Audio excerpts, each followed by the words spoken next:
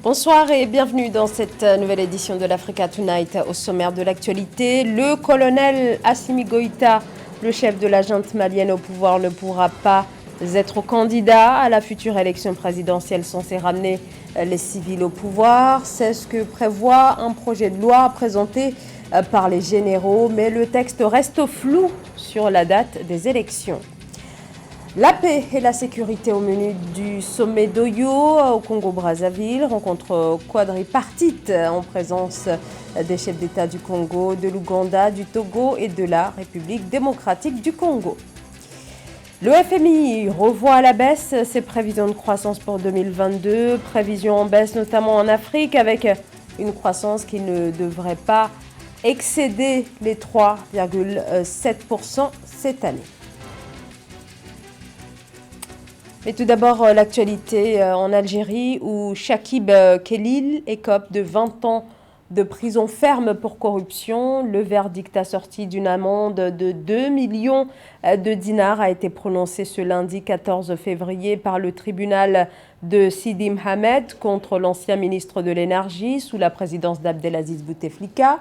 Une condamnation par contumace car Chakib Khelil est en fuite à l'étranger. La justice algérienne avait émis en 2013 un mandat d'arrêt international contre lui. Erileza Imbiki quitte officiellement la tête du ministère de la Justice à Madagascar. Ce départ du désormais ancien garde des Sceaux a été acté le 11 février. Cette démission acceptée par le président de la République, Andrade Joël, intervient en plein scandale lié à une affaire de pots de vin dont les montants avoisineraient plusieurs centaines de millions d'ariars. Et en attendant la nomination d'un nouveau ministre de la Justice, l'intérim est assuré par la ministre du Travail. Le chef de la junte Assimi Goïta ne pourra pas briguer la future présidence malienne. C'est ce que prévoit le projet de la nouvelle charte de transition rendue publique samedi dernier, qui revient ainsi sur l'avenir de l'actuel président de la transition, qui ne pourra donc pas prétendre à la magistrature suprême lors de la prochaine élection présidentielle, mais dont la date n'est toujours pas fixée. Nathalie Moore. Un projet de loi pour la modification de la charte de la transition est en examen au Mali. Des médias locaux ont indiqué ce 14 février 2022 que cette révision s'inscrit en droite ligne des recommandations des Assises nationales de la refondation. Ainsi, l'article 9 interdisant au président de la transition Assimi Goïta de se présenter aux élections présidentielles et législatives a été renforcé. Pour le Conseil national de transition, le CNT, cette disposition est irrévocable. C'est un gage de bonne foi des autorités actuelles de la transition malienne de pouvoir quitter le pouvoir. Il est évident que pendant longtemps, au regard de la communauté internationale, cette jeune veut s'éterniser au pouvoir. Avec de telles réformes législatives et institutionnelles, cela va permettre davantage de rassurer la communauté internationale.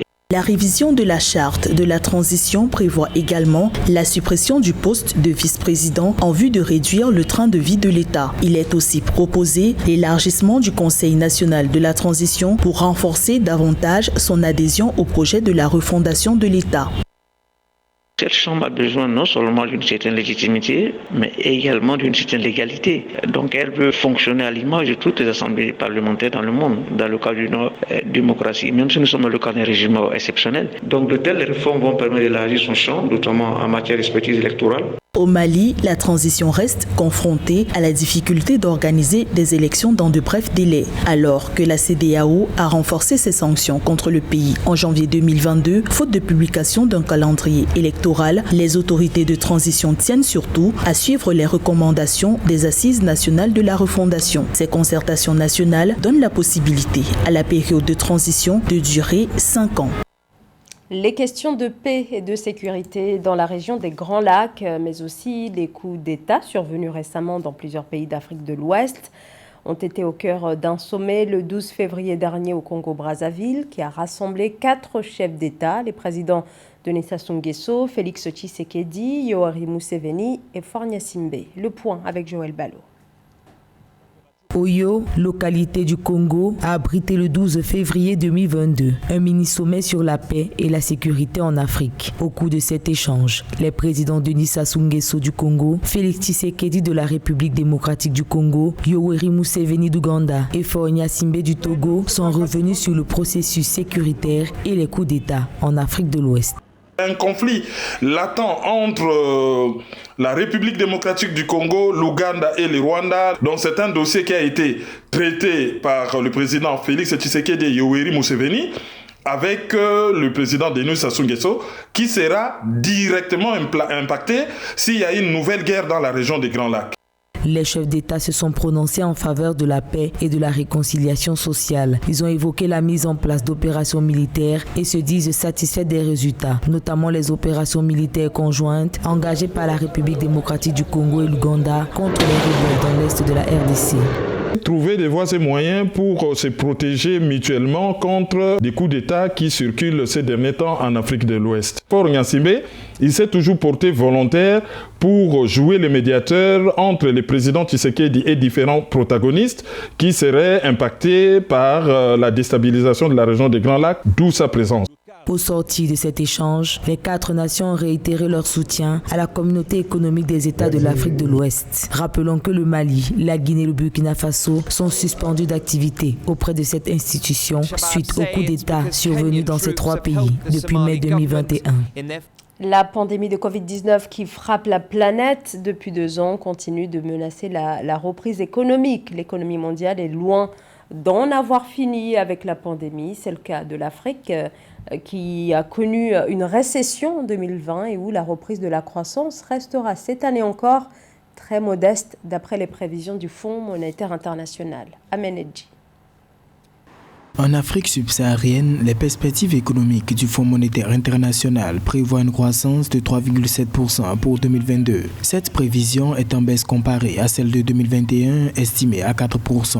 Du fait de la persistance de la pandémie de Covid-19, ces chiffres rejoignent quelque peu, selon le FMI, ceux soumis à une forte incertitude de la Banque mondiale qui annonçait début janvier 2021 une croissance de 3,6% en 2022 et 3,8% en 2023. La divergence et l'incertitude des prévisions entre les données du FMI et de la Banque mondiale viennent fondamentalement des bases du calcul et la différente appréciation de l'impact du Covid sur les économies. Les paramètres de calcul sont des bases différentes, sont des approches différentes et des analyses différentes, mais en réalité qui arrivent à un résultat pas trop divergent, mais tout à fait différent.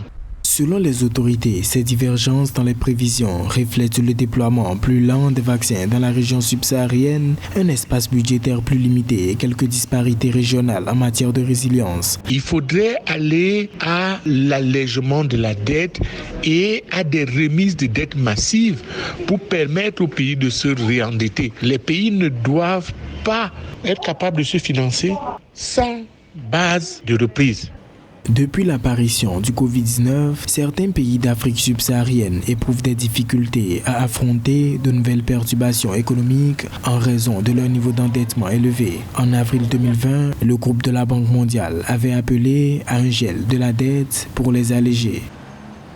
Le programme de promotion de l'entrepreneuriat agropastoral des jeunes Camerounais, cela fait 6 ans que la stratégie a été déployée. Alors quel bilan? La création d'emplois est-elle au rendez-vous?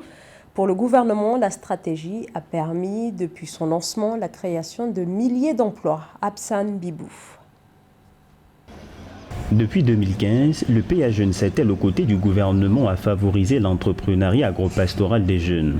En 6 ans d'existence, les résultats sont perceptibles. Dans le détail, ce projet a permis de sensibiliser 29 500 personnes, financer 2 600 jeunes et créer 10 000 emplois.